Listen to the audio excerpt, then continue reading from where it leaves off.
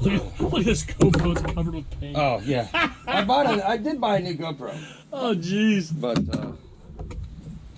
I gotta get it. I gotta do the update thing. But I didn't mark this one out for anybody else to paint it. Normally I put little X's all over the place. X means fill it all in.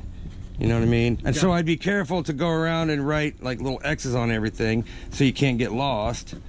This whole thing is his nose. It all gets filled in. Yeah. I can see his eyes up here. Yeah. I wanted to introduce the voters of Seminole County to Cameron Shackelford. I said that right? You said that right. So you're running for county judge. I am running for county judge. I got you. Yeah. I'm basically going to be working with you just to help introduce you to the voters of Seminole County. And like somebody who wants to run right now, it's too late, right? The time's up. Yeah, the qualification period is over. You had to qualify by, I think it was last Friday. Okay. There's obviously more judges running, but it goes by where you live, right? Like, yeah, you have to live in Seminole County in order to run in Seminole County. Word I'm looking for, you have to live in a certain district, right? Like, are you... No, it's not like the county commissioners. Oh. Yeah, the county judges are for the entire county. Oh, okay. So you have to... So anybody... So how many judges are getting voted in right now? I'm not sure how many. Well, I think there's like 3 or 4 county judges that are up for election. Okay, so there's 3 or 4 seats right now? 3 or 4 seats that are So up. how does that work? Does is it you run for a particular seat. You run for a seat number. Right. Okay. Yeah, so like I'm running for seat 2. Oh, okay. So for me that would be like a district, even though it's not a district. Okay. It's just a seat number. Yeah, and that's something that maybe voters don't really know about. Yeah, I certainly don't. Flyers they get in the mail. You know, and we all know how that works. Yeah, I mean, come on, man. If it's one thing I've learned, like you can say whatever you want in politics and nobody can sue you for slandering the other person, or you can make up stuff about yourself. So, I mean, most people throw those flyers in the garbage when they get them. Yeah, no doubt. So I just think that if somebody could see you on video over the... this isn't going to be the only video we do. We're going to get people are going to get to know you over time. That's really nice of you. Yeah, I appreciate you inviting me in to do that kind of thing. Yeah, my pleasure. Really kind of what I want to do is I want to educate voters and get them interested in the judicial election, because we're on the lower part of the ballot where a lot of people don't even go. Right. So I want to make sure there's going to be a lot of stuff on this ballot. It's going to be a heavy ballot. There's going to be constitutional amendments. Yeah, you know all about the constitutional amendments. There's like 13 of them, I think. Yeah, the constitutional And not only that, there's a whole bunch of them. There's like 2 or 3 rolled into each one. Oh yeah, and that's what the legislature does on purpose. Right. They throw all kinds of stuff in there. And by law, they can only have so much stuff written about what's in there. Right. So they don't have enough room to even tell you what it's all about. They expect the voters to do the research and find out what's really going on with those amendments. Right. Yeah.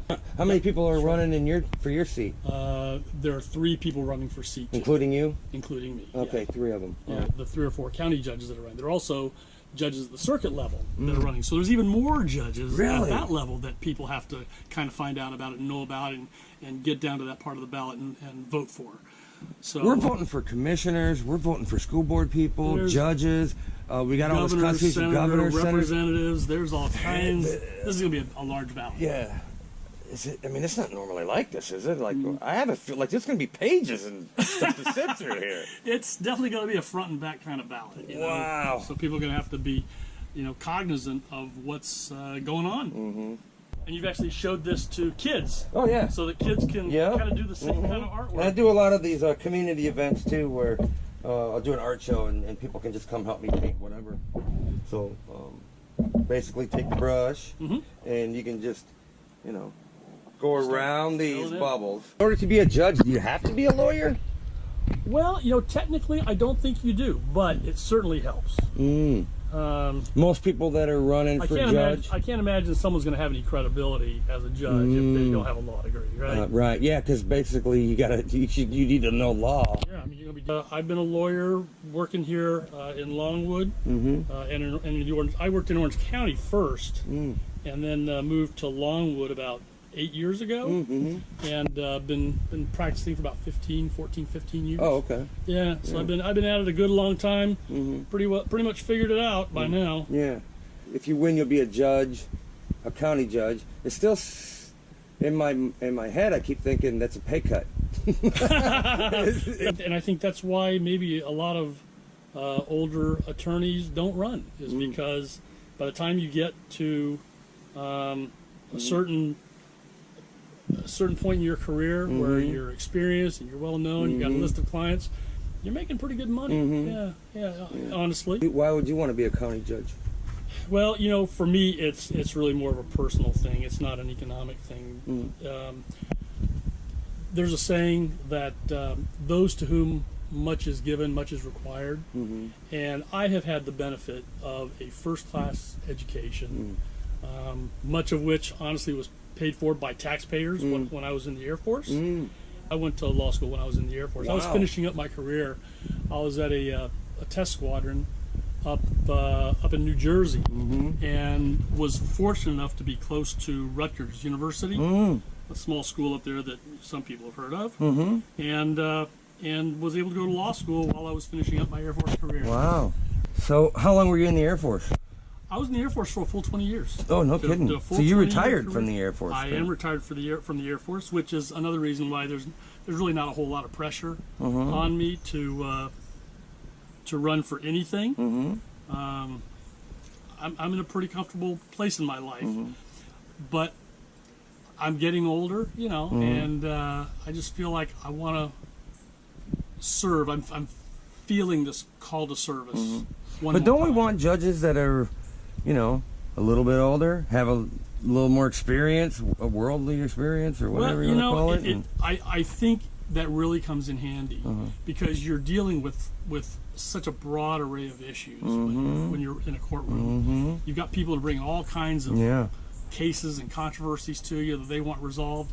And I think to really understand what they're going through, I think it really helps to have some worldly experience and to have seen a few things. And there's a grateful side to you, and you feel like you want to serve. And absolutely, absolutely. You know, not everybody feels that. You know what I mean? Or has that sort of. I suspect you're right, and you know, at some point, I am going to want to pack it in. I'm going to. I want to travel around the country with Lori. But for right now, I really feel the need to try and make, you know, one more run at helping Seminole County, this community. You feel like you can make a difference, and there's certain things that you. Absolutely, I think especially as a county judge, you're kind of close to where the people are. You know, you're seeing a lot of young people who have maybe gotten in trouble with the law the first time, and you can maybe make a difference in their lives. You really want to help people resolve their issues, and I just feel like with the experience that I've had over the course of not just an Air Force career, but over the course of a lifetime, I've got a little bit of maybe a little bit of wisdom to bring to bear. So. Well, you definitely have a judge name, Shackelford. Plus, you know, your art has kind of a rough sort of look to it. Yeah. I just like the it's a illusional kind of thing where up close it doesn't look so good, but the further away you get, the more it's sort of, it's like your brain merges the layers together, and when you get to a point that you're far enough away that you can't differentiate between the layers, it's sort of, like I said, your brain sort of merges them again. It has sort of a photographic quality to it. That gets filled in. That's a bubble you go around. So this is X. So you would paint around that bubble. Little less than 6 months, or 6 months before we vote. Is this one of those deals where in the primaries, if you get enough votes, if you get say 51% of the vote in August, is it? Then I think it's then it's done. It's done. Yeah. Then it's done. Okay. So if you don't get 51% of the vote, then you're going to be on the ballot. Yeah. Then I think the top two go to the general election in November. I think that's what it goes. Yeah. People can find out some information on you. Let's just say Facebook. You have a Facebook page? Yeah. We've got a Facebook page that is out there. It's Shack for Judge. SHACK. Okay. Number 4. Judge.com. Okay. Yeah. Oh, that's a website. And we've got a website also that's coming on. It's www.shack4judge.com. Yeah. Okay. All right. Yeah. Good. And people can go there and they can read about my background and my experience, my education, and just get a general sense of what I'm all about. Anything with an X that gets filled in. All black. Like tighten it up that way. Oh my God. So I don't try to make it look all wonderful like the first time around. steps. So really, the rougher it is, the better. Yeah. So he's got Really? two kids. And, you know, I've